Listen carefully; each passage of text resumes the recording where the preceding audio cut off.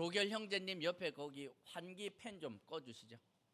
예, 예, 감사합니다. 말씀 함께 보도록 하겠습니다. 사도행전 14장 13장입니다. 죄송합니다. 13장 13절에서 20절까지 죄송합니다. 주보에 좀 오타가 있는데 사도행전 13장 13절에서 22절까지 말씀 한 절씩 교독하시고 마지막 절은 다 같이 읽도록 하겠습니다. 바울과 및 동행하는 사람들이 바부에서 배를 타고 밤빌리아에 있는 버가에 이르니 요한은 그들에게서 떠나 예루살렘으로 돌아가고 그들은 버가에서 더 나아가 비시디아 안디옥에 이르러 안식일에 회당에 들어가 앉으니라. 율법과 선지자의 글을 읽은 후에 회당장들이 사람을 보내어 물어 이르되 형제들아 만일 백성을 권할 말이 있거든 말하라 하니 바울이 일어나 손짓하며 말하되 이스라엘 사람들과 및 하나님을 경외하는 사람들아 들으라.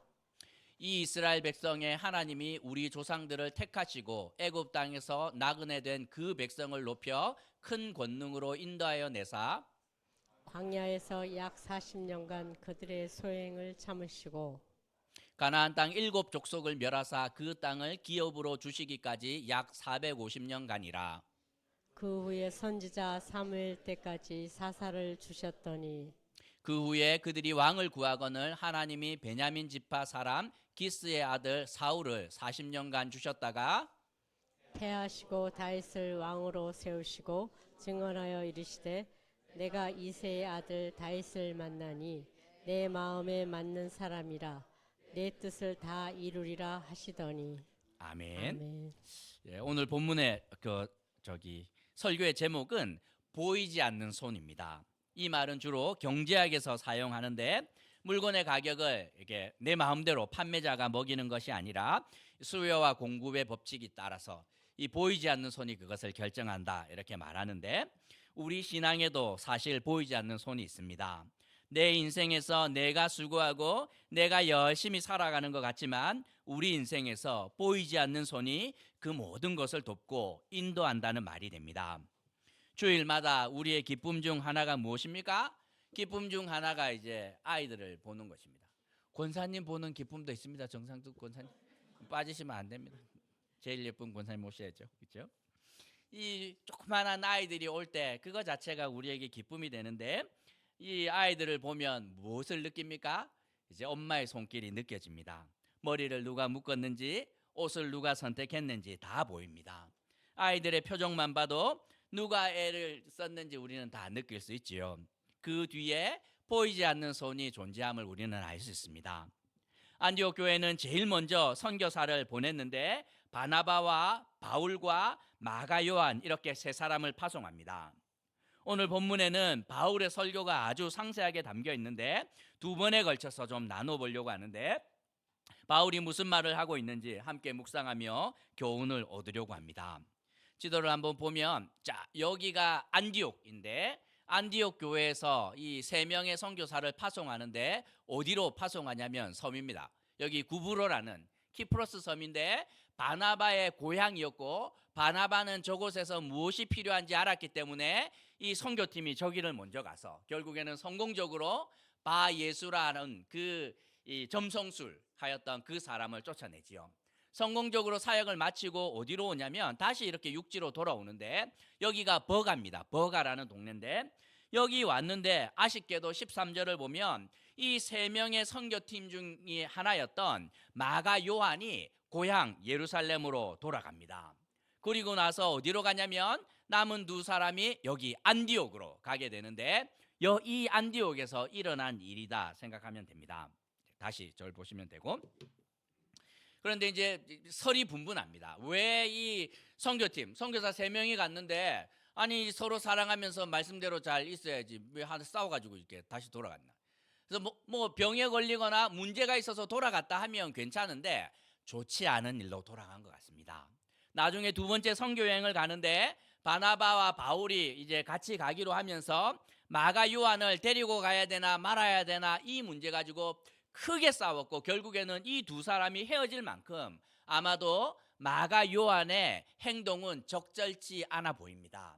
나중에 보면 바울의 말이 그가 우리를 버리고 떠났다 이렇게 말할 만큼 깊은 상처가 있었음에도 불구하고 그들은 낙심하지 않고 바나바와 바울은 어디로 가냐면 안디옥으로 갑니다. 목사님, 안디옥인데 또 안디옥인가요? 이 동네에 안디옥이 몇 개 있었을 것 같아요? 안디옥이라는 도시가 2개? 아닙니다. 18개. 18개. 왜냐하면 이 땅은 사실 그리스 제국의 땅이었습니다. 이 알렉산더라는 대제가 아주 빠른 시간에 그 페르시아를 정복하고 커다란 나라를 만드는데 아들을 남겨두지 못하고 일찍 죽자 그 나라는 3개로 갈라지는데 이 알렉산더 밑에 있었던 장군들이 나눠서 가집니다.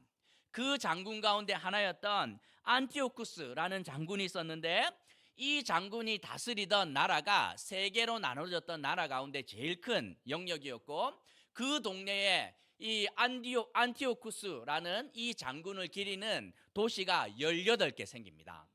안디옥 교회가 있었던 그 안디옥은 그 중에서도 제일 이름이 있는 로마의 3대 도시가 되는 큰 도시였고 이 지금 선교지로 갔던 이 안디옥은 그것만은 못하지만 교통의 요충지이자 정치적 군사적의 요충지인 아주 중요한 곳이라고 생각하면 됩니다. 그런데 마가 요한이 떠나갔던 그곳에서 안디옥까지 거리가 어느 정도 되냐면 160km 정도 되니 뭐 멀다면 멀고 가깝다면 가까운 거리인데 문제는 무엇이냐면 이 해안 도시에서 안디옥까지 가려면 산을 하나 넘어야 되는데 이 산이 1200m입니다. 1200m. 그렇죠? 그러니 이거를 넘어가기가 쉽지가 않고 산이 있으면 꼭 있는 것이 무엇입니까? 산이 험하면 험할수록 꼭 계시는 분들이 계신데 이분들이 뭡니까? 산적들이 있죠. 산적들이. 이 산에는 유명한 도적대가 있었기 때문에 어떤 학자들은 이 소심한 마가 요한이 그것 때문에 돌아갔다 이렇게 생각을 하는데 뭐 정답은 아니고 그러니까 여기서 안디옥까지 가야 되는데 1200m가 되는 산을 넘어가야 되는데 달랑 2사람이 그 위험을 무릅쓰고 복음을 위해서 그곳까지 넘어갔는데 안전하게 도착을 합니다. 하지만 그리고 거기서 무슨 일이 일어났냐면 도시에 도착했는데 이 사람들은 늘 하던 대로 회당이 어디 있나 찾습니다. 저희가 이렇게 외국 가면 이제 한인교회가 어디 있나 찾는 것처럼 여기에도 이스라엘 사람들이 와 있을 텐데 안식일이 되면 이 사람들이 모이는 곳이 어디 있나 살펴보았더니 마침 안디옥에 회당이 있었고 안식일에 거기 갑니다. 갔는데 이제 목사들은 사실은 표가 나요. 뭐 저 같은 사람은 표가 안 납니다.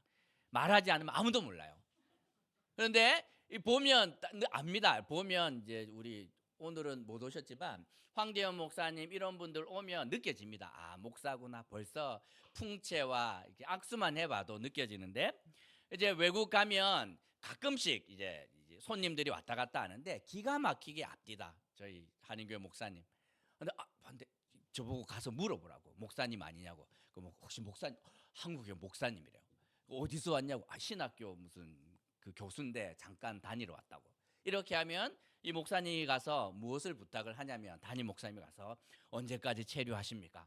혹시 시간이 되면 다음 주에 한번 설교해 주시면 안 되나요? 하고 부탁을 하는데 회당장이 안식일이 되어서 말씀을 전해야 되는데 이제 복색을 보아하니 누가 봐도 랍비입니다. 랍비. 바나바와 바울을 보니까 이 사람은 말씀에 능통한 사람인데 그 당시 회당에는 전문적으로 말씀을 전할 수 있는 상시 근무하는 사역자가 없었던 시절입니다. 그러니 누군가가 와서 말씀을 잘 전해주기만 하면 그 말씀을 전하는 자리를 내어주었는데 너무 감사한 것이죠. 그래서 혹시 형제들이요, 2분 중에 누구라도 우리에게 전할 말씀 있으면 전해주시면 됩니다. 이렇게 말합니다. 15절에서 예배가 시작되었고 본문을 누군가가 낭독합니다. 우리의 예배와 비슷하지 않습니까? 성경 봉독하고 난 다음에 우리가 말씀을 전하는데 이 회당에서 드렸던 예배 가운데서 우리의 예배 형식이 전래되었다 생각하시면 됩니다. 이 바울이 15절에서 설교를 하게 되는데 16절부터 41절까지 바울의 설교인데 오늘은 그 설교 전반부만 잘라서 보려고 합니다. 바울의 설교를 듣는 사람들이 누구였습니까? 이방인들이었습니다. 지난번 키프로스 섬에 있을 때 대상이 누구였냐면 이 로마 총독이었고, 거기는 이 말씀을 듣는 사람들이 아니었기 때문에 또 다른 방식의 은혜가 필요했지만, 여기는 16절에서 보면 말씀을 듣는 사람이 이스라엘 사람들이었고 그 가운데서도 하나님을 경외하는 사람들이었다 말씀하고 있습니다. 이 사람들은 이미 이스라엘의 역사를 다 알기 때문에 바울은 이스라엘의 역사를 간략하게 언급하고 있습니다. 우리나라 역사가 길지 않습니까? 하지만 짧은 시간에 설명해 보라면 고조선 있지요. 그 다음에 뭡니까? 삼국시대 있고, 그 다음에 통일신라, 그 다음에 고려, 조선, 대한제국으로 이어지는데, 이게 우리나라의 역사인데, 이스라엘도 긴 역사를 짧게 말할 수 있습니다. 하나님이 아브라함을 선택하셨고, 그런데 이 사람들이 결국에는 70명이 되었는데 어떻게 됩니까? 이집트로 포로로 끌려갑니다. 400년 동안 거기 있다가 큰 민족이 되었고, 이 모세와 함께 출애굽하면서 광야에서 40년간의 시간을 보내었고, 그리고 난 다음에 가나안 땅으로 들어갑니다. 가나안 땅으로 들어갔는데 왕이 나오기까지 300년이 넘는 시간이 걸리는데 12명의 사사들이 이렇게 다스리다가 사무엘을 마지막으로 초대왕 사울, 그 다음에 하나님의 마음에 합한 다윗 왕가가 들어서는데, 이렇게 이제 이스라엘의 역사를 짧게 설명할 수 있지요. 바울은 그들이 다 알고 있는 이스라엘의 역사를 짧게 언급합니다. 여기까지가 이스라엘 사람들이라면 모르는 사람이 없는 이스라엘의 역사를 아주 짧게 훑습니다. 이걸 모르는 사람이 누가 있겠습니까? 하지만 바울은 역사가가 아니라 선교사 아닙니까? 바울은 이스라엘 사람이라면 모두가 알고 있는 이스라엘의 역사 가운데 믿음의 눈으로 역사의 주관자 되시는 하나님의 손길을 보고 있는가 하고 질문하고 있습니다. 이 당시 많은 나라 사람들은 이 역사는 그냥 정치, 사회적인 역학관계에 따라 그냥 흘러가는 것처럼 보이지만 이스라엘의 역사는 그렇지 않다고 말하고 있습니다. 오늘 이 바울은 설교에서 4번이나 반복하고 있는 구절이 있는데, 하나님께서라는 구절을 4번에 걸쳐서 반복하고 있습니다. 이스라엘의 역사는 그냥 굴러온 것이 아니라 그 뒤에 보이지 않는 하나님의 손길이 있었음을 선포하고 있습니다. 하나님께서 뭘 하셨습니까? 뒤에서 모든 것을 하셨다고 말씀하고 있습니다.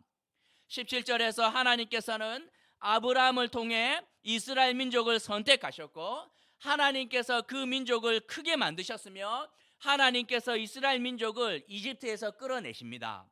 18절에서 광야에서는 40년 동안 말 안 듣는 이스라엘의 소행을 하나님께서 참으셨고, 19절에서 가나안 땅의 7족속을 누가? 하나님께서 멸하십니다. 맞죠? 요단강 주님께서 갈라주셨고 여리고성 그냥 무너진 거 아닙니까? 하나님께서 그렇게 다 하십니다. 그리고 20절에서 하나님께서 이스라엘이 부르짖을 때마다 12명의 사사를 시시각각 보내주셨고, 21절에서는 백성들이 왕을 요구하자 그것이 잘못된 요구인지 알지만 하나님께서 그것을 또 들어주십니다. 하지만 자신들의 손으로 세운 사울 왕이 도움이 되기는커녕 이스라엘의 백성에게 짐만 되었고, 결국 하나님께서는 사람의 마음에 드는 왕이 아니라 하나님의 마음에 드는 다윗 왕을 세워주셨다 하고 이 바울은 설교하고 있습니다. 바울은 선포하고 있습니다. 하나님을 경외하는 여러분들이요, 이스라엘의 역사는 사람의 역사가 아니라 하나님의 역사임을 알고 있습니까? 고향을 떠나온 사람들의 마음에 역사의 주인은 하나님인 것 같지만 이게 동의가 잘 안 됩니다. 그렇게 배워왔고 700년 전까지는 당신이 설교하는 거 제가 동의가 됩니다. 뭐 다니엘 때 느헤미야 요까지는 지금 목사님 설교하는 거 제가 이해되지만 지난 700년 동안은 하나님께서 역사의 주인이 아닌 것 같은데, 지금 보면 역사의 주인은 로마 황제인 것 같고, 그리고 하나님보다는 로마 신전에 있는 수많은 신들이 하나님의 자리를 대신한 것 같은데 하는 생각이 듭니다. 하나님이 역사의 주인이고 보이지 않는 손이 살아있다는 것이 맞다면 우리는 왜 고향을 떠나 멀리 여기까지 와 있나요? 하는 의문들이 이만큼 들었는데 바울은 말하고 있습니다. 그렇지 않습니다. 여전히 하나님께서 보이지 않는 역사의 주인이 되어서 당신의 백성들을 돌보시고 인도하고 있습니다 하는 말을 하고 있습니다. 말은 하지 않지만 이 회중들은 바울의 설교에 선뜻 동의가 되지 않습니다. 정말 그렇다면 내 인생은, 우리 민족은 왜 이렇게 살아가고 있나요? 하는 생각이 들 텐데 회중을 향하여 이렇게 외칩니다. 22절인데 하나님께서 무슨 말씀을 하고 있습니까? 내 뜻을 다 이루리라 이렇게 말씀하고 있습니다. 당신들이 지난 700년 동안 마치 하나님이 없는 것처럼 생각되는 것 충분히 동의됩니다. 하지만 하나님께서는 놀라운 방법으로 하나님의 그 모든 뜻을 이루시는 분입니다. 이것을 잊으면 안 됩니다 하고 말하고 있습니다. 하나님은 어떤 분입니까? 완전한 하나님의 뜻을 다 이루어내시고 마는 분입니다.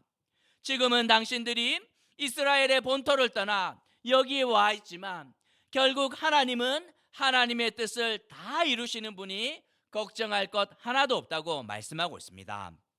왜? 지금도 하나님의 손이 우리와 함께하고 그분의 손이 역사하기 때문입니다. 신구약 성경을 통틀어서 자주 등장하고 있는 구절이 있는데 그것은 주의 손이라는 구절입니다. 주의 손이 성전도 세우시고 주의 손이 우리로 하여금 환난을 벗어나게 하시고 주의 손이 사람을 크게 하고 강하게 하심이 그 모든 것이 주의 손에 있다고 성경은 말씀하고 있습니다. 주의 손이 함께하는 민족, 주의 손이 함께하는 인생은 세상이 감당할 수 없는데 바로 그 민족이, 바로 그 사람이 하나님을 경외하는 당신들이라고, 그러니 낙심하지 말라고 바울은 외치고 있습니다. 주의 손이 함께할 때 일어나는 일이 무엇인가요? 인생의 자동문을 만나는 것입니다. 가기만 하면 문이 턱턱턱턱 열리는 거 경험하지요. 경험해 본 적 없습니까? 저는 있습니다. 결혼하고 난 다음 한국 들어오기 전까지 제 인생은 자동문이었습니다. 가면 열렸습니다. 안 열리는 문이 없었어요. 안 열리는 문이 없었고, 그리고 문이 앞에 열리다 못해 그냥 뒤에서 막 누가 미는 것 같은 은혜를 경험합니다. 가는데 막 다 열립니다. 영국 가야 되는데 이제 고 한시적으로 영국에 있는 대학이 한국 학생들을 유치하기 위해서 딱 한 번 장학금을 줬습니다. 이렇게 어디지? 맨체스터 대학하고 아마 워릭 대학하고 같이 합쳐가지고 한 명에게 한국 유학생 장학금 준다 이야기를 했는데 저희 아내가 받았습니다. 그 한 번 받고 그거 장학 제도 없어졌어요. 갔는데 캠브리지 문 그냥 열렸어요. 우리는 갈 마음이 없었는데, 그래서 제가 차 타고 내려오는 길에 물어봤죠. 캠브리지는 안 가? 그랬더니 갈까? 그리고 연락해봤더니 당장 오라고. 그래서 저희가 갔어요. 공부하는 동안 학업의 문만 열린 줄 아세요? 여러분 아신 것처럼 태문이 2번이나 열리고, 미국 가는 길은 자동문이 아니라 뒤에서 밀었습니다. 미국 비자 받는 것 한국 와서 보니 그렇게 힘든 줄 몰랐는데 영국에서 비자 신청했는데 그냥 나왔어요. 그냥 가서 우리가 막 화내면서 인터뷰하러 오라 그래서 인터뷰하러 갔더니 막 유리 칸막이 막 쳐놓고 막 이렇게 인터뷰를 하더라고. 아내가 막 화를 냈죠. 인터뷰하러 오라 그래서 우리는 테이블에 앉아서 차 마시면서 만난 줄 알았는데 이게 뭐냐, 유리 칸막이 쳐놓고 그랬더니만 인터뷰하는 분이 너무 미안하다 그러면서 바로 그냥. 영어 시험 제가 치지도 않고 미국 가지 않았습니까? 들어올 때까지 그냥 가는 곳마다 문이 열렸던 것이지요. 이스라엘이 그러하였습니다. 10가지 재앙에 홍해가 갈라지고 만나와 메추라기에 요단강이 갈라지고 여리고성이 무너지고 전쟁에 나가면 다 이기고 자동문이었던 거죠. 하나님의 손이 작심하고 함께하기 시작을 하는 순간 안 되는 것이 하나도 없었습니다. 하지만 하나님의 손은 우리를 가장 완전한 곳으로 인도하십니다. 때로는 연단을 통해 하나님의 자녀다운 자리로, 하나님의 백성다운 자리로 인도하시기에 연단은 필수적이지요. 그렇게 인생의 자동문이었는데 한국에 들어오는 순간 지금까지 자동문 만난 적 한 번도 없습니다. 두드리고 두드려도 인생의 문이 열리지가 않아요. 10년 넘게 두드리는데 하나도 안 열립니다. 주의 손이 마치 저쪽 문짝 뒤에서 꼭 잡고 안 열어주시는 것 같아요. 어떻게 안 열어줘도 이렇게 안 열리는지. 하지만 하나님께서 하시는 일이 무엇입니까? 결국 하나님의 뜻을 다 이루신다고 말씀하고 있습니다. 인생의 모든 문이 막혀 있고 주의 손이 손 놓고 아무것도 안 하는 것처럼 여기는 순간이 온다 해도 우리가 걱정할 거 하나도 없는데 온전하신 하나님의 뜻이 반드시 우리 인생에서 이루어진다고 성경은 약속하고 있기 때문입니다. 오늘 말씀을 통해 두 가지만 생각해 보려고 하는데, 먼저는 하나님을 경외하는 자들에게 반드시 주의 손이 있다는 사실입니다. 누군가가 뒤에서 돌봐주는 그 손길이 있다면 그 인생은 차이가 얼마나 많이 나는지 모릅니다. 제일 마음 아픈 아이들이 누굽니까? 그 뒤에 아무도 없어요. 우리 교회 아이들은 그 뒤에 누군가가 있지 않습니까? 그런데 그 돌보는 손길이 없는 아이들은 그냥 얼마나 마음 아픈지 모릅니다. 저는 아내가 공부하는 동안 제가 아이를 잘 키운다고 생각했습니다. 아이 학교 갈 때 도시락도 싸서 보내고 목욕도 시키고 옷도 입히고 머리도 묶어서 아이 부족한 것 없이 영국 학교 잘 보냈는데, 그런데 어느 날 막내 처제가 저희 이제 집에 언니 공부하는데 도와준다고 왔습니다. 왔는데 이제 여느 날과 똑같이 딸아이 이제 옷 입혀서 샌드위치 싸서 가방에 넣고 머리 묶어서 옷 입혀서 잘 닦아서 소아야 학교 가자 이러고 이제 문 밖을 나왔는데, 그것을 저희 막내 처제가 보더니만 형부 이거는 아니잖아 이렇게. 그리고 연행되었습니다. 수아가 방에 끌려가가지고. 그리고 몇 분 있다가 다시 나왔는데 깜짝 놀랐습니다.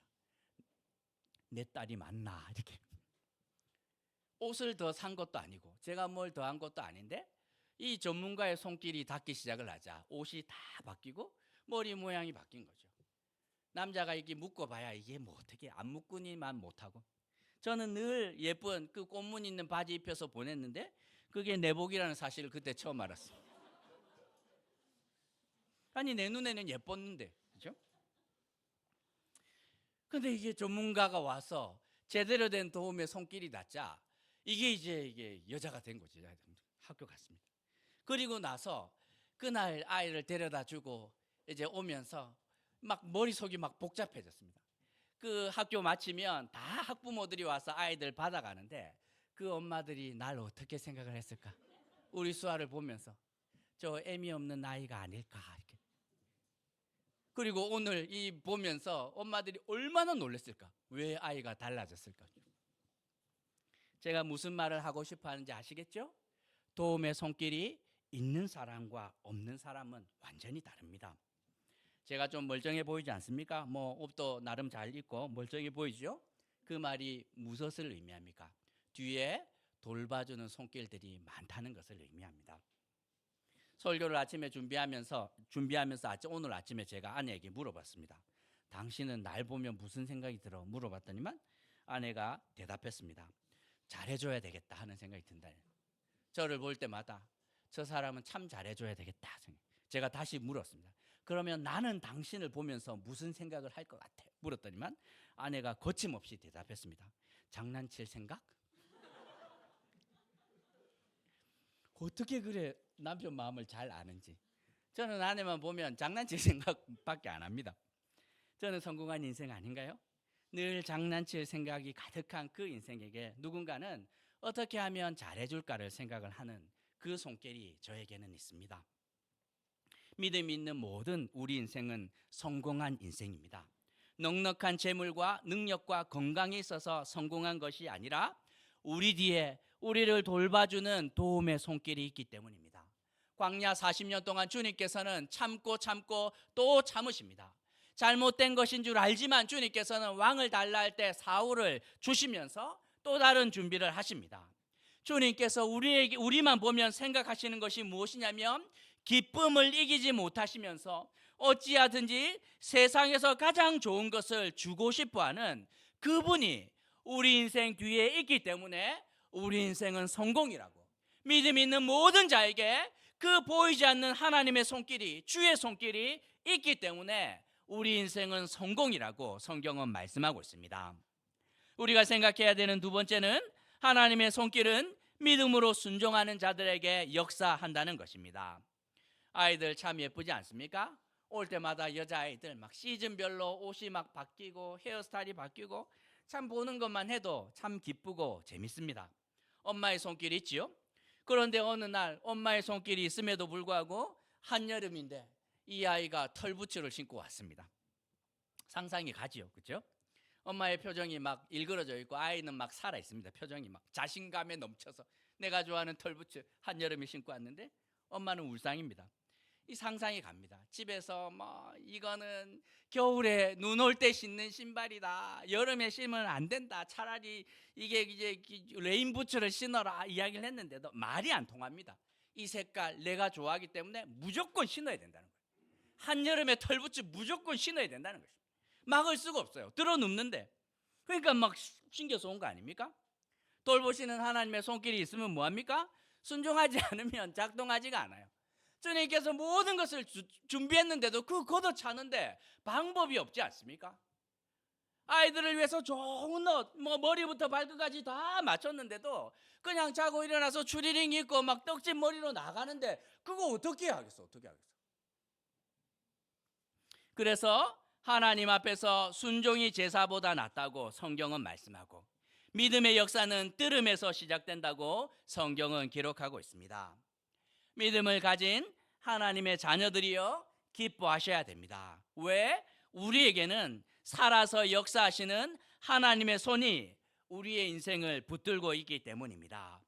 우리에게 고난은 있어도 실패는 없습니다. 모든 것이 합력하여 선을 이루게 하시고 심지어 그 고난조차도 우리를 연단하여서 정금처럼 빚어지도록 하는 하나님의 은혜의 도구가 되기 때문입니다. 그러니 고향을 떠나서 로마의 압제 아래 그냥 이렇게 떠돌이처럼 사는 것처럼 보이지만 여러분은 낙심하면 안 됩니다. 왜? 이제 설교 후반부에 드러나게 되는데 하나님의 완전한 계획이 우리 가운데 이미 허락되기 때문이라고 이 말씀하고 있습니다. 낙심하지 않고 순종의 자리로 나아가십시다. 때로는 하나님께서 말씀하시는 것 이해가 되지 않지만 믿음으로 순종하면 충분합니다. 하나님이 우리에게 나쁜 일 하시겠나 하고 이해는 안 되지만 믿음으로 순종한다면 그 아픔조차도 우리로 하여금 우리 인생의 불순물들을 다 걸러내고 정말 빛나도록 이 인도하시는 하나님의 은혜가 우리 가운데 있을 것이라고 성경은 약속하고 있는데 주의 손이 역사하는 교회와 주의 손이 역사하는 인생이 되시길 주님의 이름으로 도전하는 것입니다. 말씀 생각하시면서 함께 좀 기도하도록 할까요?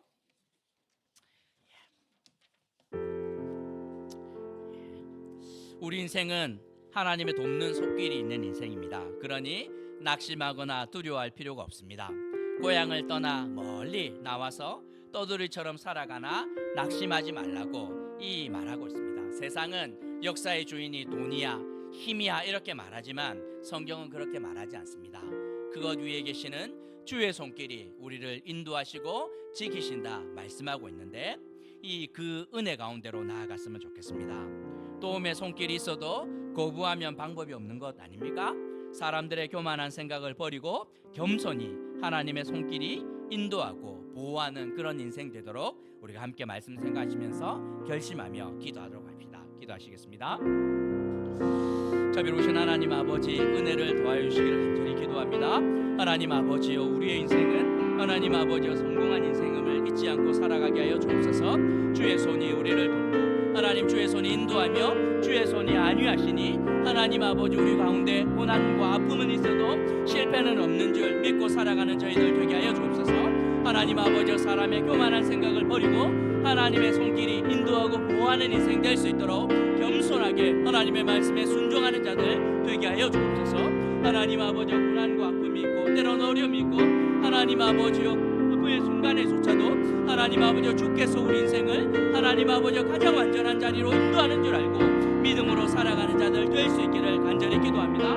낙심하지 않게 하시고 하나님 아버지 가운데서 다시 일어날 수 있는 쓰임을 허락하시는 주의 놀라운 은혜가 하나님 아버지 우리 가운데 허락될 수 있도록 하나님 역사하시고 친히 인도하여 주옵소서. 하나님 아버지 그렇게 도와주셔서 하나님 수한 은혜의 자리 가운데로 아버지여 도와주시는 인생 되도록 주여 도우시고 하나님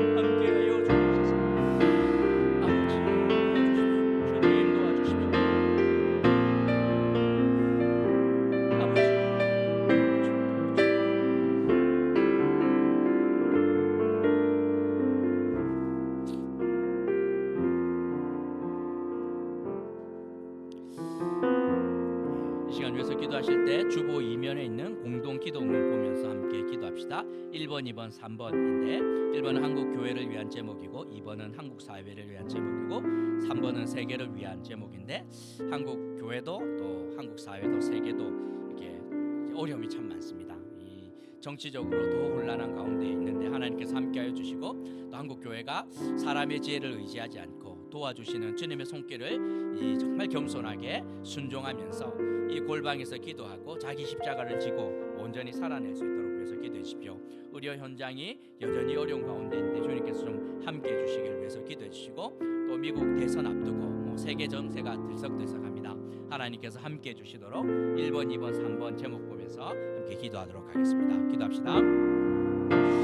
자비로우신 하나님 아버지 함께하여 주옵소서. 한국교회를 위해서 또 하나님 한국사회와 세계를 위해서 하나님 기도합니다. 하나님 아버지여 날이 갈수록 하나님 아버지여 죄가 관영하고 하나님 아버지여 절망의 그림자가 짙어지는데 주님 함께하여 주시기를 간절히 기도합니다. 절망의 시대를 살아가나 인간의 지혜를 의지하지 않게 하시고 하나님만을 의지하고 하나님의 말씀을 따라 하나님 아버지여 성도다운 역할들을 온전히 감당할 수 있도록 하나님 아버지여 교회가 교회에 사워지게 되는 은혜가 온전히 나타날 수 있도록 주님 축복하여 주옵소서. 한국 사회를 위해서 기도합니다. 하나님 정치, 사회, 경제적으로 어려운 가운데 있고 무엇보다도 정치적인 안정이 하나님 아버지 정치적인 하나님 아버지 성숙이 요구되고 있는데 주님 함께하여 주옵소서. 총선 이후 이 땅 가운데 하나님 정치적인 안정을 허락하여 주시고 하나님 아버지 정말 국민들을 위해 수고하는 국회와 정부가 될 수 있도록 주님 함께하여 주옵소서. 의료 현장의 어려움이 하나님 해결되지 않고 있는데 주님께서 하나님 간섭하여 주시고 하나님 아버지 서로의 목소리에 귀담아 듣게 하셔서 하나님 아버지 정말 건강하고 올바른 의료 정책이 세워질 수 있도록 주님께서 함께하여 주옵소서. 세계를 위해서 기도합니다. 하나님 오랜 전쟁으로 지쳐가고 있는데 하나님 아버지 이 문제 가운데 주님 간섭하여 주시고 하나님 아버지 주권자 되시는 하나님께서 하나님 아버지 역사의 주관자 되심을 하나님 보여주시고 가장 선한 길로 인도하여 주시는 은혜 허락하여 주옵소서. 하나님 아버지 진리 이룩하는 역사하여 주시고 아버지 주님 도와주시고 아버지 주님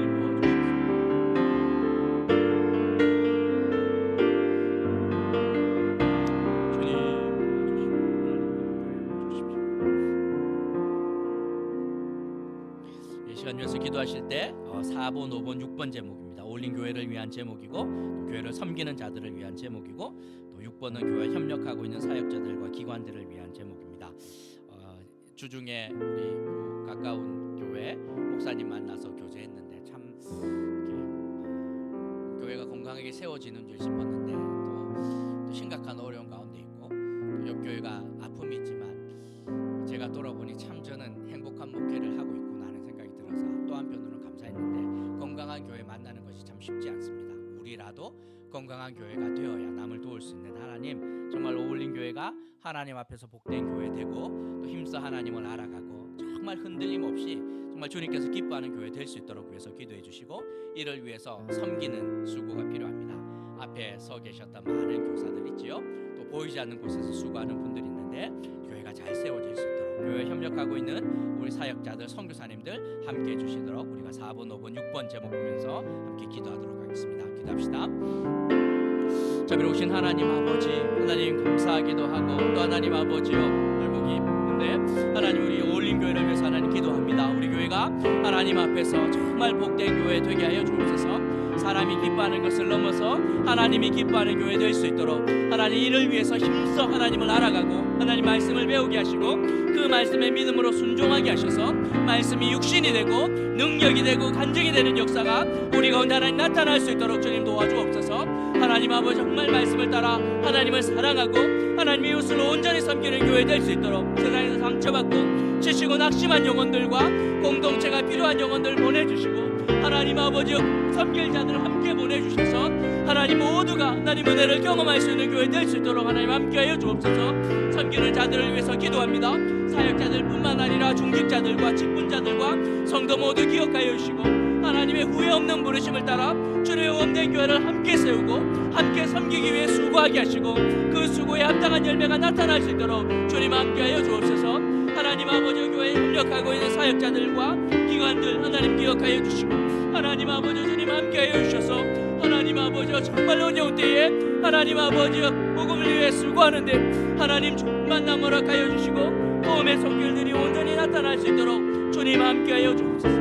하나님 아버지 주님 도와주시고 하나님 아버지 은혜를 더하여 주시고 아버지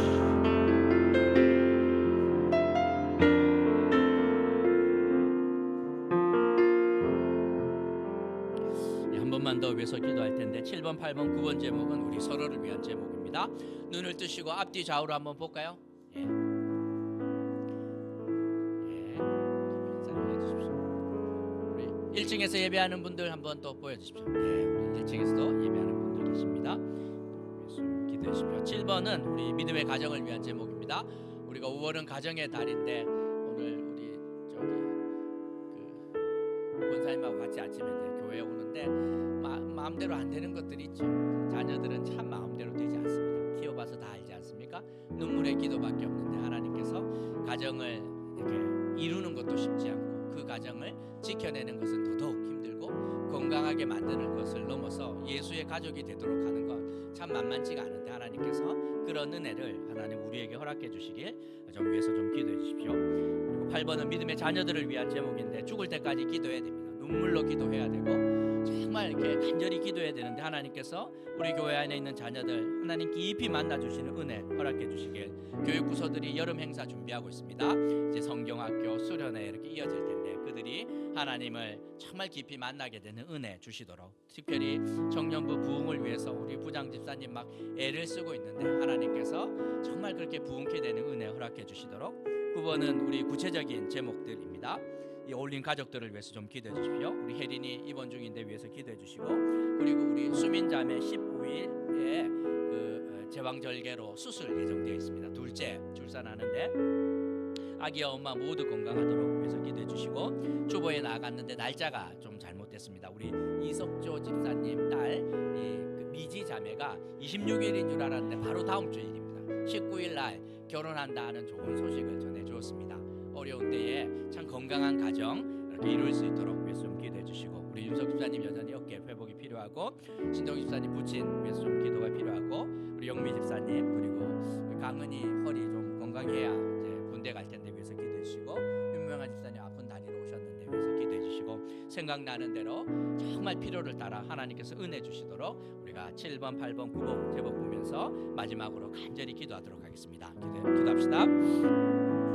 자비로우신 하나님 아버지 은혜를 더하여 주옵소서. 하나님 함께하여 주옵소서. 하나님 아버지 믿음의 가정을 위해서 하나님 기도합니다. 우리에게 선물로 주신 가정을 잘 섬길 수 있도록 주님께서 좀 축복하여 주시기를 간절히 기도합니다.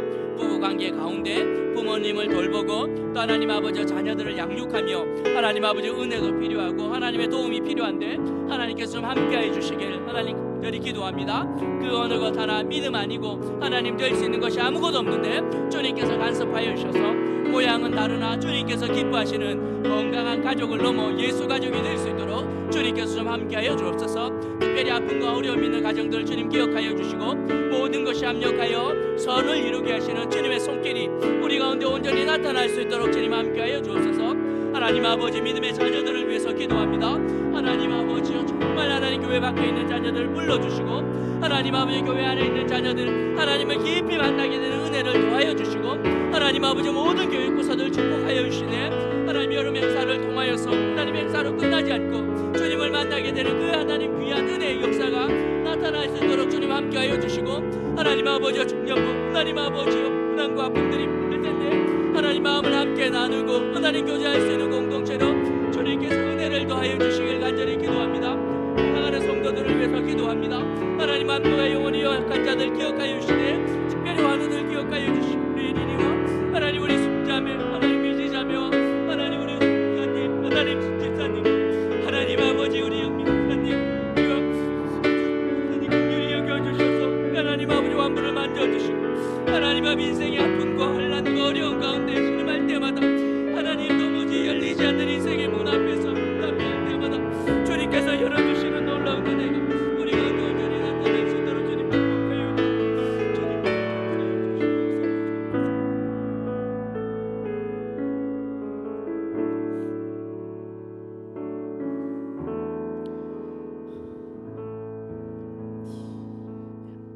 주 예수님의 이름으로 기도합니다.